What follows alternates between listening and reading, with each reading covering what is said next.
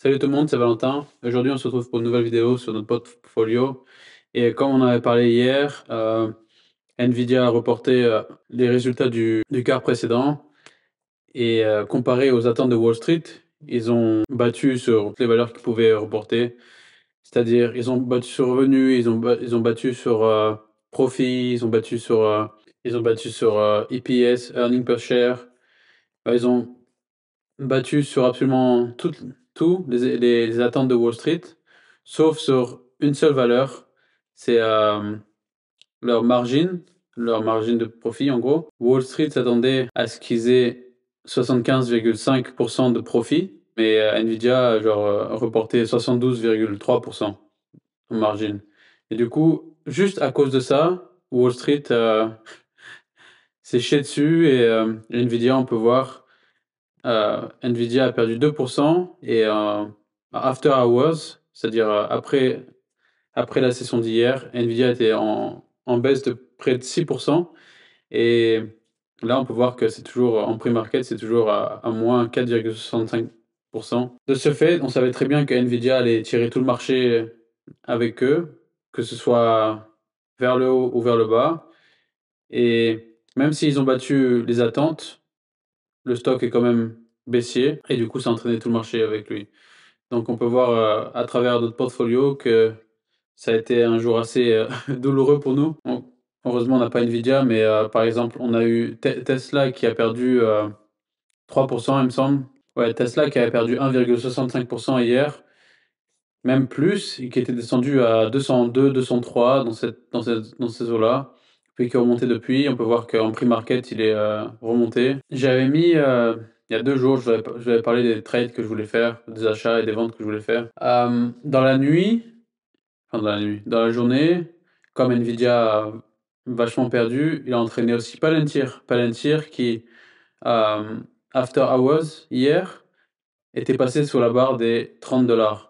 Et je vous avais dit, moi, si ça passe sous les 30 $, j'achète.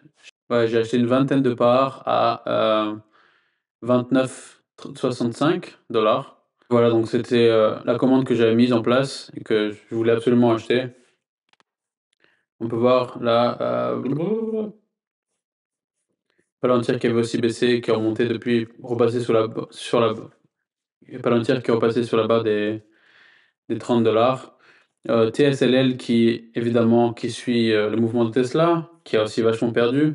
Donc on peut voir là que au final, si je ferme ça, on peut voir que maintenant sur TSLL, on est à moins 1,85%, alors qu'hier on était quand même positif de 0,60 et quelques ou 0,80. Ce qui n'est toujours pas grand-chose, mais voilà. Je suis prêt à acheter encore une fois si Tesla continue à descendre. On avait parlé hier aussi que si on prend la charte de Tesla, on s'était basé sur les Fibonacci, les repères Fibonacci. Je vous avais dit que on pouvait trouver un certain support dans les 202-203 $. Donc si je prends mes Fibonacci là et que je prends le point le plus bas là, le point le plus haut ici, et que je tire à travers, comme ça,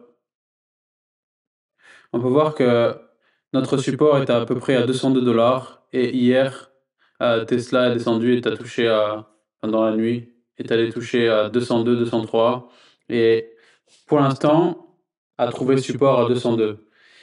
On espère que cette zone-là va tenir parce que si on traverse et on descend, on ferme la semaine en dessous des 202 $, c'est assez mauvais signe et ça veut dire qu'on pourrait redescendre tester cette zone-là qui est à 187,64. Donc encore une fois, ce sont juste des indicateurs. Moi, personnellement, je m'en fous complètement parce que si Tesla est à 180, bah, je vais être encore plus content de l'acheter parce que ça me coûtera moins cher d'acheter des parts de Tesla. Si Tesla descend à 160, ça sera douloureux, mais j'achèterai encore. Et voilà, après, si Tesla continue à remonter, si on trouve support dans les 202 et puis on remonte, bah, on pourrait revenir dans cette zone-là, essayer tester 234 comme résistance. Et si on arrive à traverser cette résistance de 234 $, là, on pourrait monter jusqu'à 262 et puis etc., etc. Donc voilà, c'est quelque chose à garder en tête si vous voulez faire du trading. Ce sont ces zones de support et ces zones de résistance qui sont relativement importantes. Je me base principalement là-dessus si je veux acheter des parts d'une certaine compagnie moins chère à laquelle elle se trade en ce moment. En l'occurrence, Tesla, pour le moment, moi, sur mon autre compte, j'ai pas mal de shares. Mais voilà, encore une fois, si Tesla descend, je serai le plus heureux du monde pour acheter plus de parts. Ensuite, si on revient sur notre portfolio,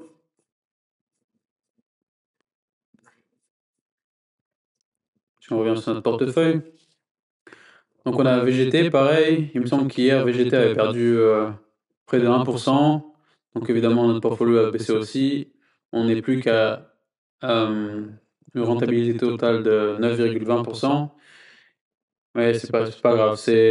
Encore une fois, VGT a du Nvidia, non, pas de Tesla, mais a du Palantir. C'est que de la tech, pratiquement que de la tech. Donc ça va être énormément volatile. Et on peut avoir des 2 ou 3% par jour de mouvement. Donc c'est quelque chose à garder en tête. Si vous voulez quelque chose de plus stable, je conseille plus des... Non, je ne conseille pas, mais des ETF comme le S&P 500 qui sont vachement plus stables, on va dire, ou même le MSCI World que pas mal de YouTubeurs recommandent et pas mal de conseillers aussi recommandent parce que c'est vachement stable. Mais la stabilité, c'est pas pour moi. Je suis encore jeune et je peux prendre un minimum de risques et je pense que VGT, c'est pas plus de risques que ça. Bien sûr, il y a d'autres positions risquées comme Mind Medicine. Si on regarde sur Mind Medicine hier,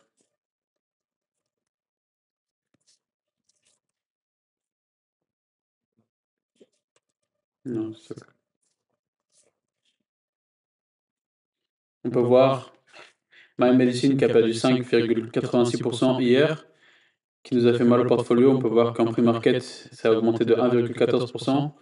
Mais voilà, si on reprend la position de Mind Medicine, on peut voir qu'on a investi 1306 $ et que pour le moment, on est à 1039 $, soit une perte non réalisée de 267 $ ou moins 20,5%. Pareil pour Atai, hier, Atai a baissé de 1,56%. On peut voir qu'en pre-market, il est relativement plat. Mais si on revient sur notre portfolio, bah pareil, c'est du moins 132 $ et moins 11,6%. Donc encore une fois, cela ne sont que des valeurs, et tant que vous n'avez pas vendu, ces pertes ne sont pas validées, donc en gros, vous n'avez pas réellement perdu d'argent puisqu'il est toujours là, c'est juste que ça suit une valeur, donc si la valeur va remonter, si on remonte par exemple pour Atai, si on remonte à 1,42, c'est notre prix moyen, ça veut dire qu'on sera de retour à 1139 $ et qu'ici dans la colonne profit et loss non réalisé, on sera de retour à zéro. Donc c'est surtout ces chiffres-là qui sont importants, ce sont vos bases, votre moyenne. Si le prix de la part que vous avez achetée est au-dessus de cette moyenne-là, qui est la vôtre, tout va bien. Si elle est en dessous, c'est à vous de voir si vous avez de fortes convictions en une certaine société et que la société, vous voyez qu'elle baisse, bah, vous pouvez acheter plus de parts. Et si vous voyez qu'elle augmente, vous pouvez attendre ou en acheter plus. Mais encore une fois, c'est à vous de faire vos propres recherches et voilà, d'investir en conséquence. Encore une fois, je ne suis pas conseiller financier, je ne donne pas de conseils, c'est ma vision des choses et j'essaie de partager cela avec vous. Et voilà, j'espère que vous avez apprécié la vidéo. N'hésitez pas à mettre dans les commentaires ce que vous avez sur votre portfolio, si vous avez pensé à investir, si vous investissez, dans quoi vous investissez. Et voilà, on se retrouve pour la prochaine vidéo demain. C'était Valentin. Merci à tous.